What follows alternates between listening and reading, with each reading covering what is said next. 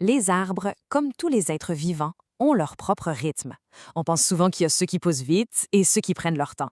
Mais est-ce que c'est vraiment si simple que ça? On a tous un peu cette image en tête, non? D'un côté, il y aurait les sprinteurs. Pensez aux peupliers ou aux bouleaux. Eux, ils poussent à toute vitesse. Ils atteignent vite leur taille adulte, mais leur vie est assez courte. Et de l'autre côté, on aurait les marathoniers. Le chêne, l'érable à sucre. Eux, ils prennent leur temps. Leur croissance est lente, mais ils peuvent devenir d'immenses géants et vivre pendant des siècles. C'est une belle analogie, le sprinter et le marathonnier. Mais est-ce que ça représente vraiment toute la complexité qu'on retrouve dans nos forêts? C'est la question que des chercheurs se sont posées. Alors, pour y voir plus clair, une équipe internationale de scientifiques a mené une étude absolument colossale qui a été publiée dans la prestigieuse revue Science. Ils ont voulu en fait cartographier le rythme de vie des arbres à une échelle qu'on n'avait jamais vue avant. Et quand on dit colossal, c'est pas une blague. On parle ici de données sur plus de 3,2 millions d'arbres. C'est énorme. Et ça couvre tout le continent américain, des forêts boréales du Canada jusqu'au fin fond de l'Amazonie au Brésil. Une base de données vraiment monstre. OK, mais comment ils ont fait concrètement? Ben, leur méthode s'est déroulée en 3 grandes étapes. D'abord, sur des décennies, ils ont mesuré la croissance et le taux de survie de chaque arbre. Ensuite, avec toutes ces infos, ils ont pu calculer l'espérance de vie pour des centaines d'espèces différentes. Et finalement, en analysant cette montagne de données, ils ont cherché à voir s'il y avait des grands modèles, des stratégies de vie qui ressortaient. Et c'est là que ça devient vraiment fascinant. Les résultats ont complètement chamboulé l'idée de départ, celle du simple sprinter contre le marathonien. La réalité, vous allez voir, elle est beaucoup plus nuancée. Les chercheurs n'ont pas trouvé 2, mais bien 4 grandes stratégies de vie distinctes. 4 façons fondamentales pour un arbre de gérer son énergie, sa croissance, sa taille et sa durée de vie pour survivre et se reproduire.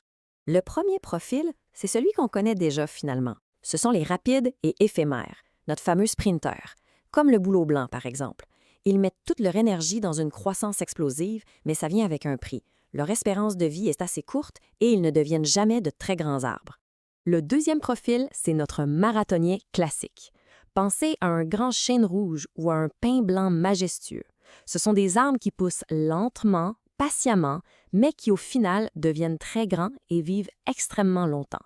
C'est la stratégie de la patience et de l'endurance. Bon, maintenant, on entre dans des profils un peu plus inattendus. Le troisième est assez surprenant. On a ici des arbres qui poussent lentement et qui peuvent devenir très grands, mais qui ont une espérance de vie plutôt courte.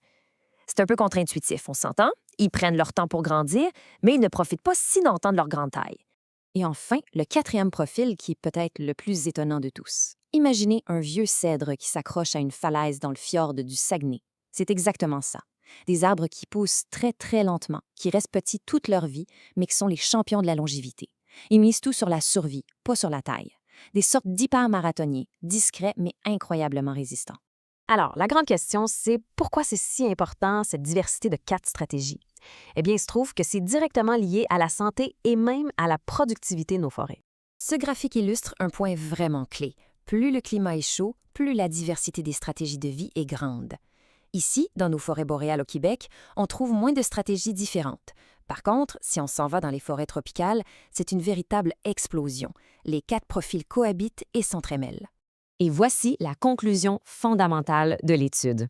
Il y a un lien direct entre cette richesse de stratégies et la productivité d'une forêt, c'est-à-dire sa capacité à grandir et à stocker du carbone.